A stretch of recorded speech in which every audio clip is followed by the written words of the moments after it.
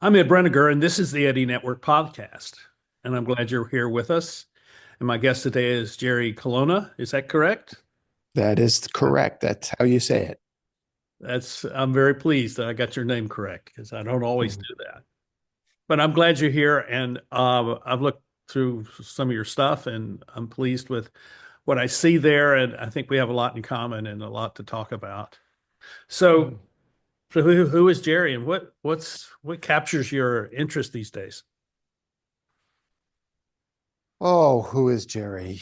Well, first of all, and I'll recognize, thank you for having me on the show, and I'll recognize that we're probably close to similar ages, so I can make this reference and you'll get it. I'm not the comedian who was Bob Hope's sidekick. So there's that other reference, Jerry Colonna. So for Yeah, you kids listening to this show, you'll have to ask ChatGPT for who there is you go. Jerry Colonna. There That's a we good use go. of that. Yeah. So how do I define myself right now?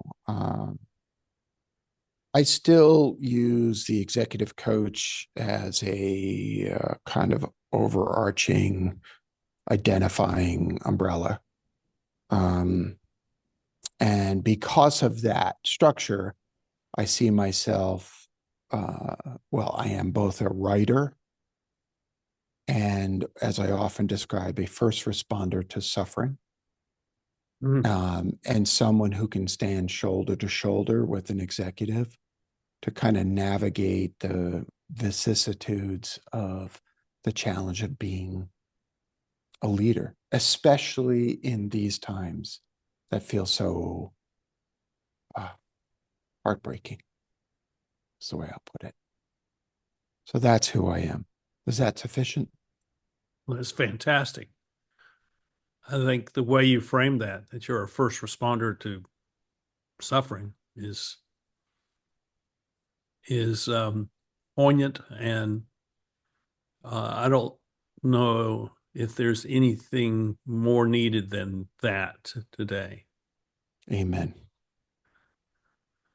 So, because I see a lot of suffering, and I see a lot of mourning going on, that there feels Mhm. like we live in a world that is surrounded by death, and how do we deal with that? And so when you encounter a leader, an executive leader, or leader of any kind who is kind of captured by that sense of well, describe what that might look like, and what is it when an executive finds himself in a state of suffering and mourning or whatever that we want to call it? What is that? What does that actually look like? Oh, I'm in the mountain time zone right now. So it's just after 9 o'clock. And at 7 o'clock this morning, I was talking to a client who is on the East Coast. So early in his morning, but earlier in my morning. And this fellow is probably one of the most heart centered, genuine, caring human beings I've ever encountered. He has a deep moral and religious background that is different than my religious background, yet, nevertheless, we find profound kinship in spirituality. Hmm? And he's a venture investor, he's a VC. And the reason I structure it that way is that so much of the way we're socialized is to presume that those who hold power, power over capital, power that is a status power, somehow drop their being human off to the side, and that we fail to recognize that there's struggle. And this fellow and I have been together shoulder to shoulder for about 5 years, and through no fault of his own. And I want to be clear, if I see something that my client is doing that is, say, helping them be complicit in their own suffering, as you know, my work, the word complicit's a big word for me. I am not shy of calling that out, but through no fault of his own, he has stepped from one challenge to another challenge to another challenge, whether it's family issues, whether it's structural issues in his portfolio. And he always manages to get through because he finds his way back to his moral center. But that doesn't mean he doesn't struggle. Mm-hmm. And so when I think about being a first responder to suffering, it's a line I've used in other circumstances, but I think the reason it popped into my mind when you asked me to identify myself is because for an hour and a half, I held this client's heart in my hand. And there is no greater gift that we can do than to hold each other's hearts in our hand. Mm-hmm. And I want to pause and recognize that that touched you. Mm-hmm. And one of the ways that we can be in the world filled with suffering is with compassion. And one of the ways compassion manifests is to recognize when someone else's heart has been touched. So, you know, when we were kids and we were socialized to look away because somebody is crying? No, no, no, no. Don't look away. Stay with that person. Yeah. I think that leaders who try to avoid suffering will suffer more greatly because they feel like they must be strong, when in reality, when you suffer and you suffer openly, it invites people to join you in that. Right. And that is what I see missing in a lot of people, is that they feel like they have to be strong. Got to wear. Yes. So you've got my brain activated. So forgive me for popping in like No, no, that. no. But I want to hear what you have to say. This is well, the first thing that occurs to me is I'm going to get a little Buddhist on your head. I hope you don't mind. fine. I'm the Buddhist from Brooklyn. So I may curse and I may Not a problem. and I may reference Your the Buddha. show. So Your show. here's a reference from the Buddha. So if we recall, the Buddha woke up to suffering. I mean, you can go into all the details of the story, but one day he woke up to the reality of birth, old age, sickness, and death. Mm-hmm. Right? A very sort of headliney understanding of suffering. And it's important to point out that birth is part of that suffering. Just being human. And, you know, he goes through his life. Y'all can look up the details of that. But one day, sort of frustrated with himself for not having figured out the end of suffering, he sits under the Bodhi tree. And, you know, the apocryphal story is for 40 days, he lived on a single grain of rice a day, that kind of thing. You know, the miracle of transformation, if you will. Mm-hmm. And when he woke up to what he referred to as the Four Noble Truths. And the first noble truth is that life is filled with suffering. The second noble truth, and you just said it quite eloquently, that which we do to push away suffering increases suffering. Yours, mine, the world, the planet, our communities, that which we do to push away suffering increases suffering. The third noble truth is the truth of the cessation of suffering. And the fourth noble truth is what's called the Eightfold Path, the 8 things one must do Mm-hmm. to respond to suffering. But let's just focus on number 2.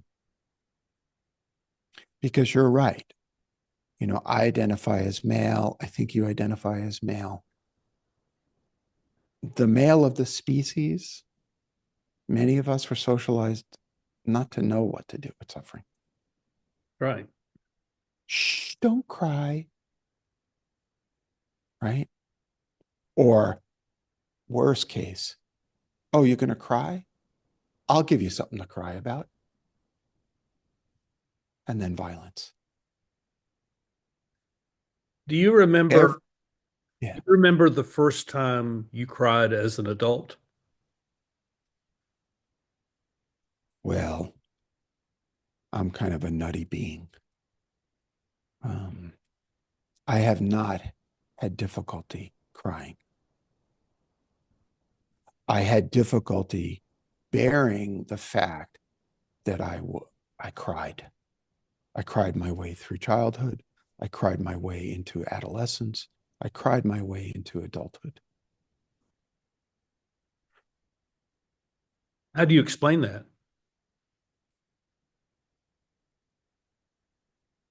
God, no one's ever asked me that question.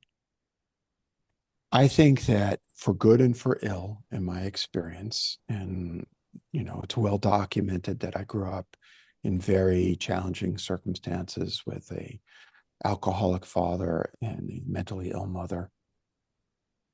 Um, and that led to a deep and profound depression that marked most of my adolescence. Mhm. With to be clear, I masked a lot the way young boys are often socialized. But I think that I'll be 62 this year, and looking backwards, I think whether it's karma or divine intervention, there has always been a part of me that has been in touch with my feelings.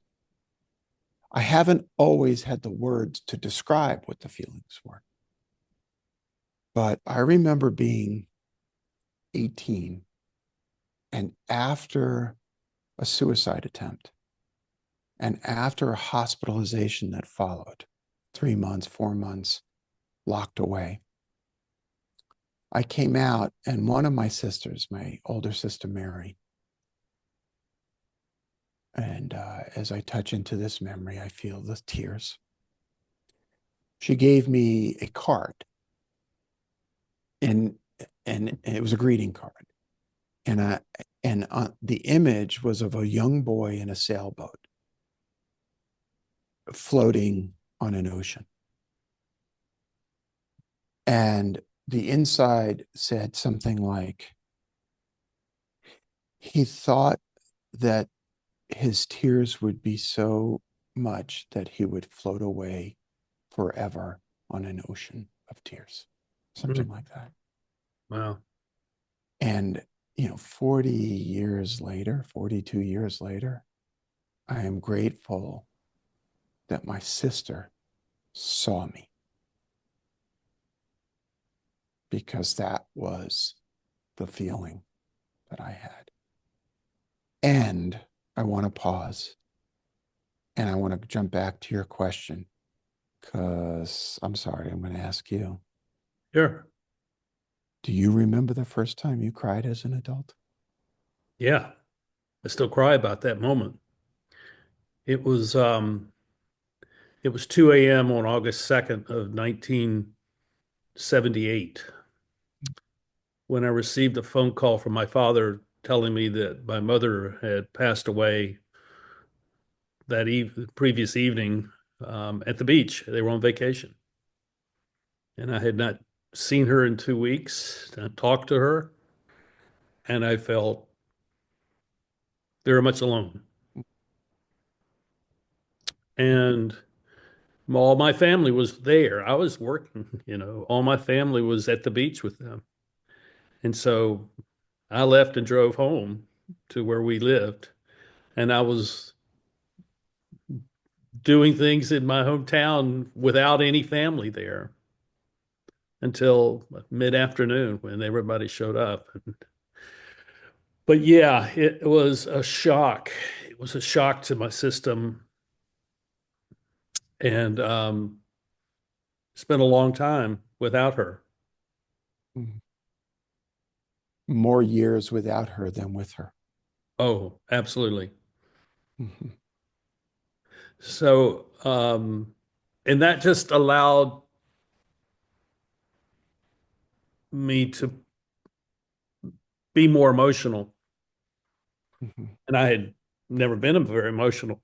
And even after that, I wasn't emotionally connected to people. I was more emotionally connected to things inside of me. But still, it took me another, see, I was 25 then. It took me probably another 15 years before I really was able to connect with my emotions Mhm. with other people. Mhm. And so, we all go through our developmental process. Um,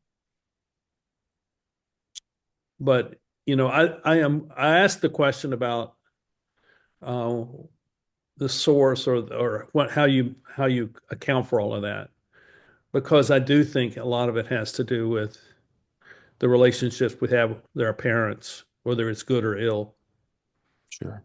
And um, and sometimes people rise above it, and people are crushed by parents who have their own problems that they bring to the family. That's right. And every executive of every corporation in the world carries that with them as well as That's every right. employee that their paycheck has got their signature on. That's right. So I think you're doing something really crucial right now in this moment. You're reaching in and finding empathy, Hmm. Oh yeah. which is really a foundational component of compassion, which is how we ought to respond to suffering. Every religious tradition, every wisdom tradition I've ever encountered teaches us the same thing, which is that the way to be with suffering is through compassion and empathy. And, you know, what you're doing in making that connection and realizing the humanity. I thought you were going to finish the sentence. Every executive is a child of parents, Yeah. even if they don't know the parents,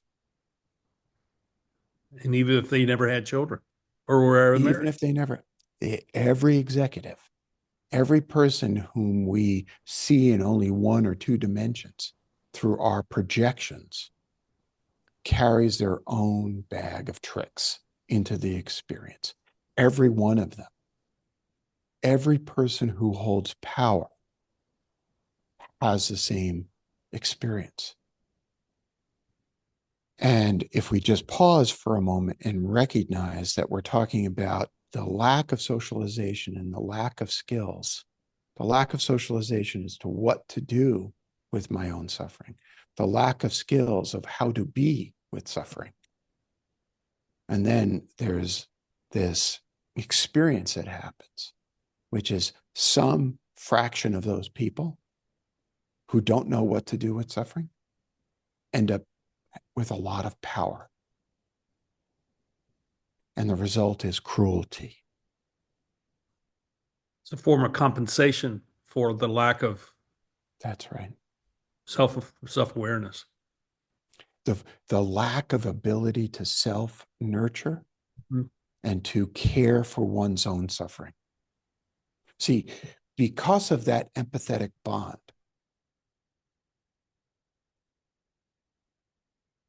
because in Buddhism we'd say the interbeings and my experience are connected.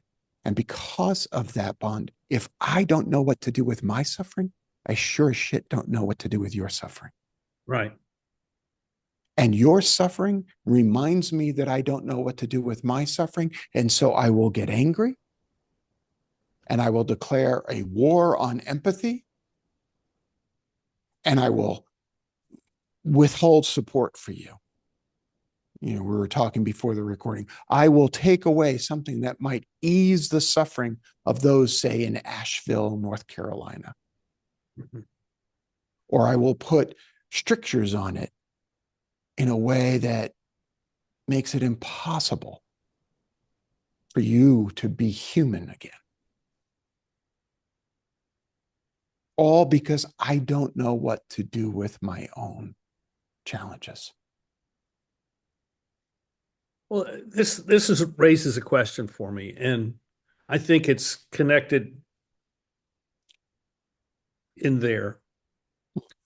One of the things that I discovered early on, um, I'm a retired Presbyterian minister, and I did ministry in churches and then in higher education before becoming a consultant.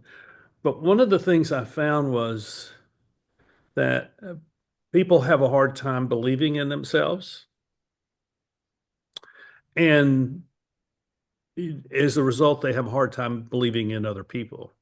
And Yes. so my question is, in your interactions with your clients, are they finding someone who believes in them at a deeper level than simply, well, I think you can apply these principles in these disciplines, and but that you can believe in them at the level of, I believe that you can change your life and change it in a way that will make a difference for everyone that you encounter. So you asked me, do I believe that my clients feel that way?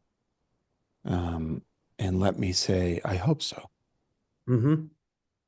Um, as a consultant yourself, you will know that so much of what powers people to reach out for help are what I would call questions about practical skills.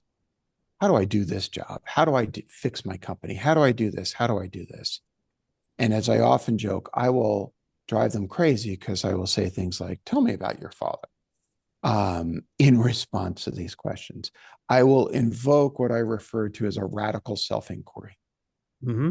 Who am I? What do I believe to be true about the world? How does that shape how I respond to this very, very complex situation that I find myself in as a quote unquote executive, or as a leader, or as one who holds power? So I hope that what my clients have found over the nearly 30 years that I've been doing this work, or through my two books, I hope what my clients find is someone who can stand shoulder to shoulder with them in the big pragmatic and practical questions, while simultaneously holding their heart, while simultaneously recognizing the human behind the question. Yeah. Um, I think that is so, the reason I think that is so important is that I don't believe, well, to take a step back, I think the clients who have reached out to you, the clients who have reached out to me, even the people who reached out to you when you were a minister, were seeking transformation in some capacity. I've been playing with this notion of redemption, and I'm going deep on that question these days. I think they're also looking for some sort of redemption. They're looking for a changed condition. And when they are met by someone who can non-judgmentally hold that space for them, reflect back, hey, as we're driving down the road, I'm in the passenger seat. I think there's a pothole ahead. Be careful. If they can be met by a guide who does that, then deep transformation is possible. Yeah. There are, of course, and you know this because you've encountered them as well, there are, of course, people who both want to be told what to do, and coaches, consultants who like to tell people what to do. And I steer clear of kind of that style. Um, I am suspicious of that style because I think that it can stem from the coach slash consultant's anxiety of trying to be valuable. And so they give answers and answers and answers and answers. And boy, they can wipe their brow at the end of the day and say, what a good person I am. I fixed this person. But I don't think that actually instigates transformation. Yeah. I stopped consulting because I felt like I was not good at what you just described. Mm, I was good at analyzing, identifying the problem, creating a process to fix the problem. But in reality, that's not the problem. mm, Something deeper. And I mean, I'm talking about doing this into my 60s and realizing I'm mm, not very good at this. mm. Other people may say, yeah, you were doing fine, but I look at that as that I was doing something that I wanted to learn to do. And once I realized that I could probably not go any further than where I was, it was time to make a change. Well, I'm sure you were more effective than you're giving yourself credit for. I find that people can tend to be that way. And I've got a quick little story about just what we're talking about. My first book, Reboot, the subtitle of which is Leadership in the Art of Growing Up. So it gives you a little bit of direction. It's not your typical business book. My first book came out in June of 2019. And in September of 2019, I was on stage with a long term client. We had stopped working together, but he wanted to bring me into his customer success meeting. And we did a bit of a fireside chat. And he was reading from the book and he said, so I noticed something in the book. And I said, what is it? His name is Jeff. And he said, I realized in answer to a question I had for all those years that we worked together, I would constantly come in and ask you to tell me what to do. And you would just avoid telling me what to do. Eh, eh, You know, and I said, well, Jeff, if I had told you what to do, now having read the book, if I had told you what to do, and trust me, I so wanted to tell you what to do. But if I had told you what to do, what would it have done to your belief system about you? And he said, and this I mark as success. He said it would have reinforced the belief that I had that I didn't know what to do. Hmm. And so, oh boy, howdy, isn't it true as parents? It's true as spouses. It's true as coaches in the world. It's true as ministers in the world. Our egoic wish to alleviate that person's suffering by telling them what to do, oh boy, it's so hard to resist. But, but I think one of the most important things that I can do as a guide, as a coach, as a companion is to give that other person the feeling that is also a true feeling, which is that I believe they know what to do. And you're a minister, you might respond to this. There's one of my favorite passages, favorite quotes from Jesus, comes from one of the Gnostic Gospels, the Gospel of St. Thomas.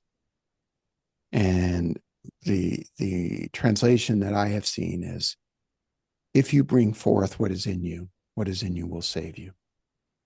If you do not bring forth what is in you, what is in you will destroy you. Hmm. I believe in that teaching.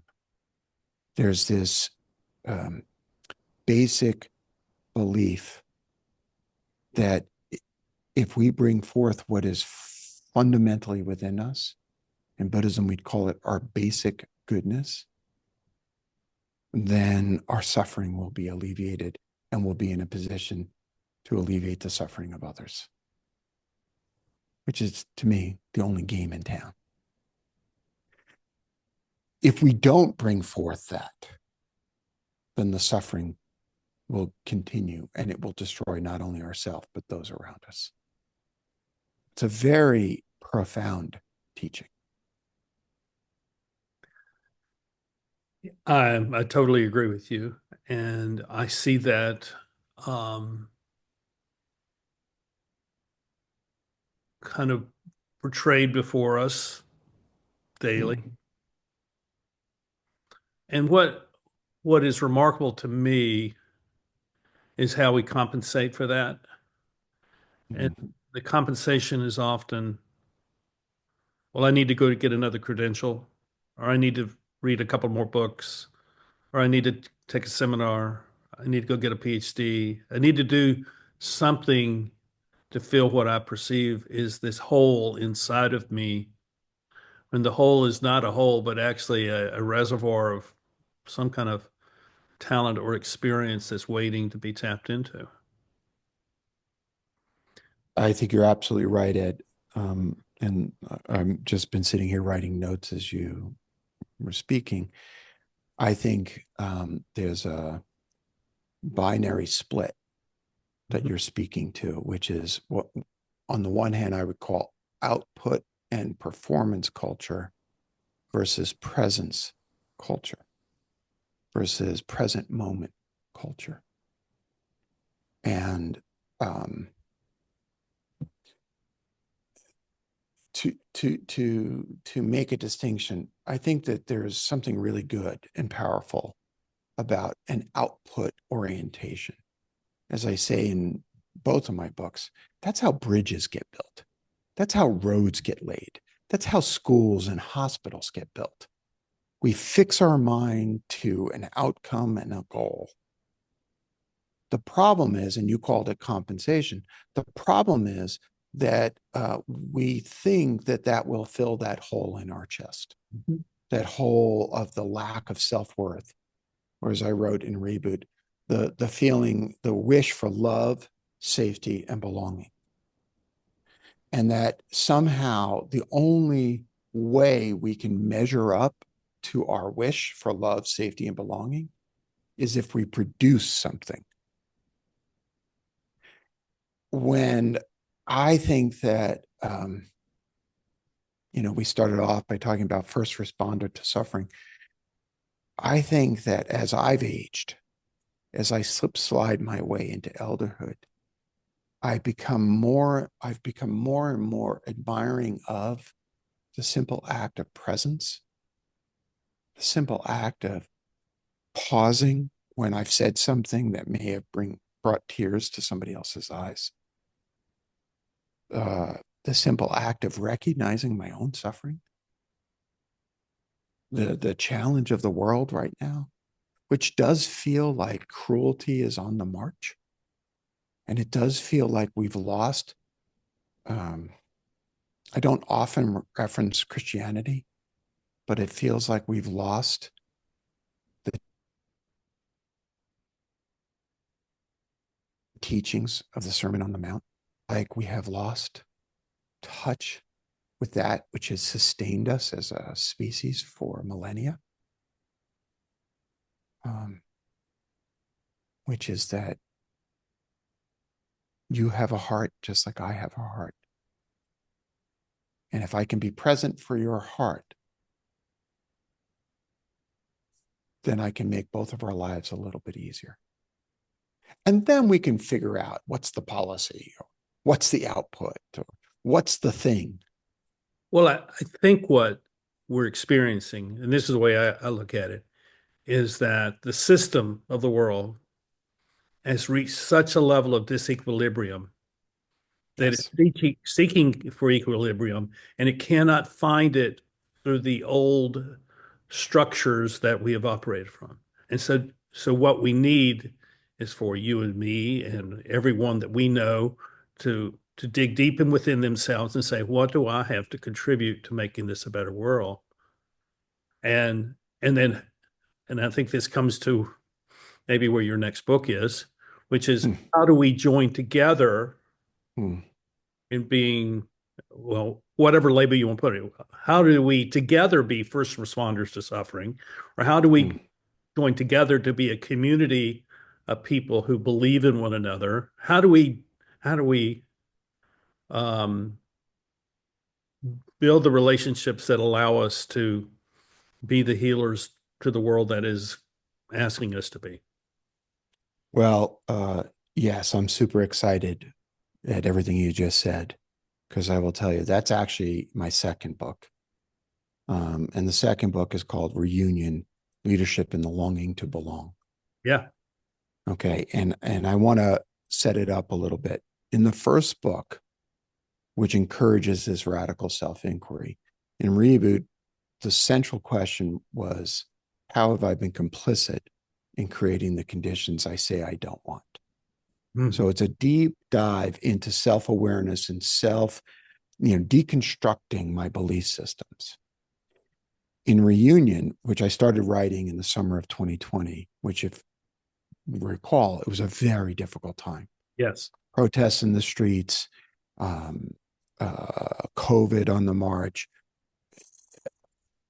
Luke Combs has a beautiful song, 6 Feet Apart, which is just heartbreaking. How we're living in a time where we were worried about giving a hug to a loved one. Whether or not we should have been, I don't care. We were worried, right? And so the question then morphed into how have I been complicit in and benefited from the world and its conditions that I say I don't want to see? And what am I willing to give up that I love in order to see that world come into being? And may I say that those are very, very difficult questions to ask. And it's difficult to ask because the system is saying you're not responsible. You're the Mm-hmm. benefactor. You're the beneficiary of the system. And so how can the beneficiary be responsible for the system as it is? I think what you have directed our attention to right this minute is critical for how we move through the rest of this season of chaos and crisis. Okay, so I'm going to bring your attention to the word that I chose very, very specifically. And I chose this word 20 years ago: complicit. Mm-hmm. Okay, complicit relates to the word accomplice. And as I point out, you're not sticking up the bank teller in the bank robbery. You're driving the getaway car. And you're absolutely right that whether it's on a personal basis or a systemic, system-wide basis, the problem with asking people to look at these sorts of things is it induces the defense mechanism of guilt. I'm going to say that again: the defense mechanism of guilt. Because it goes like this: well, I'm not responsible. I didn't do this. My parents or the society, or it's not me. And the problem with that is it's a defense mechanism because it's like a red herring. It throws the hound dog off the scent. Mm-hmm. It's a, it's not important to understand the guilt. What's important to understand is, what would you like to do about it? Right. How would you like the world to be different? Listen, as I wrote in Reunion, we are living in a world where babies shoot babies in high school. Okay, you want to be dramatic? We are living in a world where that is normalized. Mm. Okay, I don't care where you stand on a political spectrum. We can all agree that a depressed 15-year-old boy should not shoot up a classroom of fellow 15-year-olds. We know right from wrong. We know that worshipers in a church should not be gunned down, Right. whether they're in the church or in a supermarket. We know this. And yet, because we don't know how to deal with suffering, because we don't know how to deal with the longing to belong, because we don't know how to confront our own complicitness, we look the other way and we normalize it. As Howard Thurman, the theologian and preacher, said, the outside the walls of separateness, death stalks. Mm-hmm. The great. Okay. And so what is the answer? The answer is implicit in the title of that second book, Reunion. Because what's hopeful about the word reunion is it envisions the time when we were united. The great late Bell Hooks has a poem, the first line of which is, "When angels speak of love, they tell us all things are union and reunion. Mm. There is no end to separation. There is no end to paradise." And I want to bring your attention. She says, when angels speak of love. What's missing in our dialogue right now is love. Mhm. What's missing is the realization that we are, as I started to say before we record, we're all kinfolk. We're all sitting around the Thanksgiving table, looking at each other. And instead of seeing kinfolk, we see enemies. And the result is cruelty. The result is violence. Mhm. This is not what our elders taught us. You come from a Presbyterian tradition. This is not what the church fathers taught you. No. This is not what Christ taught. This is not what Buddha taught. This is not what Muhammad taught. This is not what our elders have taught us. We are not listening to the angels who speak of love. So I hate to ask this question in this way. So what do we do? Well, I think you, implicit in your question, you said something before. Oh, wait, we have to do something ourselves. We have to look at, how have I been complicit in and benefited from these conditions? And we have to look at that. You're right. These are really hard questions. Yeah. But we have to look at that with bravery because we're adults. We have to ask the question, why is it important for me to be the judge of other people? To be the judge of other people means that I am taking on a prerogative that they have not granted to me.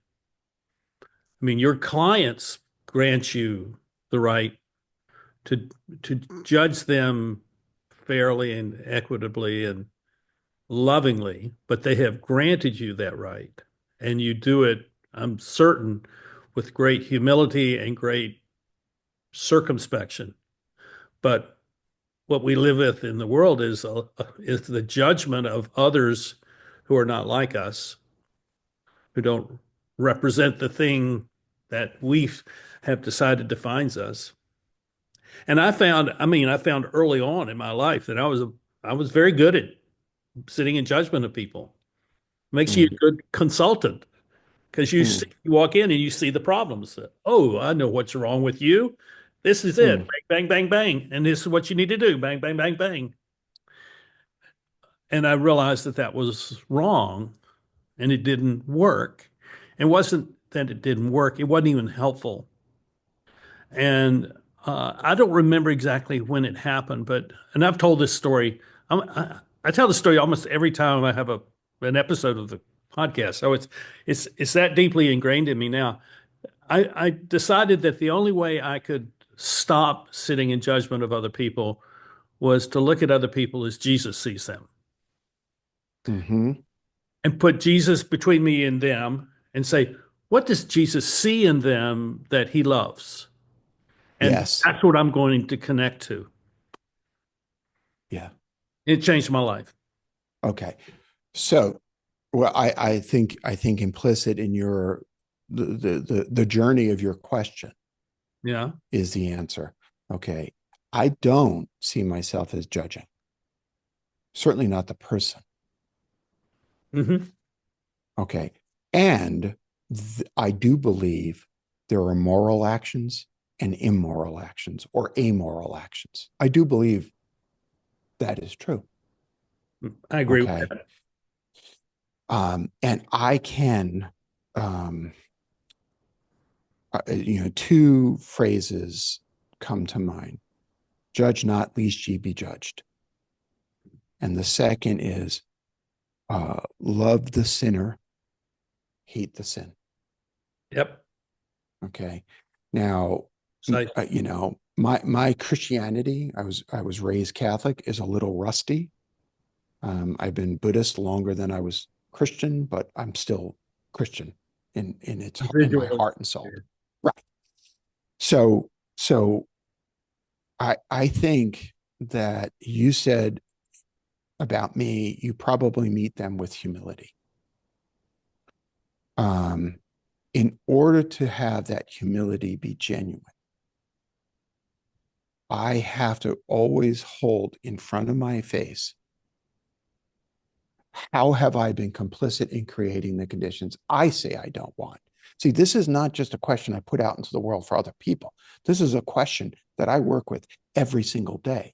The last line of my first book is, and with that, I mastered the art of growing up. I do not say, and with that, I grew up and I can sit in judgment of all you people. Okay.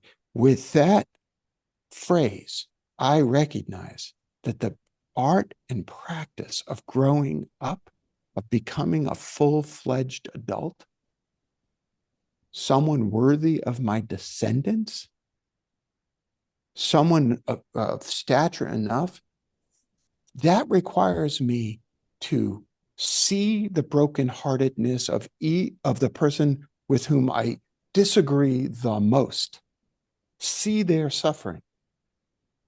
And it also requires me to live into the moral responsibility to say that act is an act of cruelty. And, and it's a tough spot. It's a very, very tough spot. But you know who's my guide in doing this? Every time I lean into this, my dear friend, 25 years, my mentor, the Quaker writer Parker Palmer, mm-hmm. who I don't know anyone who embodies that kind of self-deprecating humility, who is as wise about his foibles as he is clear in pointing out the challenges of behavior. And honestly, I credit his Quaker tradition, Mm-hmm. which is so much rooted in silent understanding and contemplation. Yeah, I agree with you. Would that all those who hold power had the capacity to sit silently and consider their complicitness in creating a world they say they don't want to see? Would those who hold power lean into being a first responder to suffering, even if they don't know what to do? That's okay. You can turn to kinfolk and say, I don't know, Ed, what do you think I should do in this situation? Well, Jerry, have you considered this? Yeah. I think this is the pathway to reunion. So, I think, I don't know why I do, but I think always in terms of what happens inside of organizations, because Mm, this is where so much of this is unfolding. Um, and I see that in many of the organizations I've worked with, the people who are in the lowest echelon of the company understand this better than the people at the top. right. And so how do we build kinship in organizations and businesses? I think the first thing we do is we start with first recognizing our own struggle, and second, using empathetic imagination to look across that boardroom, look across that table, and realize, just like me, this person is struggling. Just like me, this person had a fight with their spouse over the weekend. Just like me, this person has a 15-year-old daughter who spends too much time on social media and as a result may have an eating disorder. Just like me, this person's worried about their retirement account. Just like me, this person has an aging parent and they don't know what to do with them. Just like me, this person may have a relative in a different country who's struggling to put food on the table. Just like me. You know, one of the experiences of writing Reboot was that it evoked my first book. It evoked this sensation in people that people read the memoir aspects of the book and came away saying to themselves, hey, Jerry, your story is my story, even though our stories could not be more different. I picked up that theme in Reunion and explored that theme. And what I came to realize is that simple act, your story is my story, whether it's a person in prison who wrote to me, and there were a number of men in prison because my book made the rounds in this prison, or whether it's the CEO of a Fortune 100 company writing to me and saying, your story is my story. What I realize is there's empathy implicit in that. There's the person recognizing their own story and then seeing themselves in the lives of the other. That's organizations that are human and humane. That's the way we build societies that are humane. Okay, I want to ask you one last question. And I like asking this question to people. Sometimes it surprises them. I don't think it'll surprise you. But where do you find hope for the future? Oh, kinfolk. I mean, I just drafted an essay last night. I'll put it out on LinkedIn or something like that. Um, I was talking to an old friend yesterday, former Hindu monk who became a coach. And we first met 15 years ago. And we had run into each other at a talk I had done at NYU a few weeks ago. And we're both like, dude, we need to get on the right. So we had this, and like so many people, his heart is broken. And we just looked at each other and it's like, okay, we're going to find hope in community. We're going to find hope in each other. Mm-hmm. We're going to find hope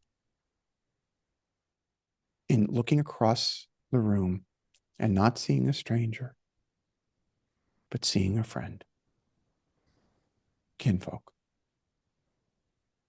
That's where hope lies. Totally agree with you. I find it the same. Yeah. Yeah. I'm really glad to know you, to meet you. I feel a kinship with you. Me too. And took a long time for us to finally wind up at this juncture in our lives. Well, when the student is ready, the teacher will appear. That's right. And may we each be the other's teacher. Well, if there's a mutuality to that I wouldn't That's right. exchange for anything in the world. I thank you for being here, and I thank you all for watching and listening. Um, I know that there's something here for you. There's something that you're going to take away from this, and I encourage you to take a few moments to think about that. Because if you just see this as another episode of the Eddie Network podcast, then you will miss something that was actually a message for you today. And I encourage you to take that seriously and go run with it. And either contact me or Jerry if you want to have some conversation about that. Well, thank you for creating the container for this conversation. This work matters in the world. I agree with you. And I thank you all again for being here, and we'll see you next time here on the Eddie Network podcast. Bye-bye.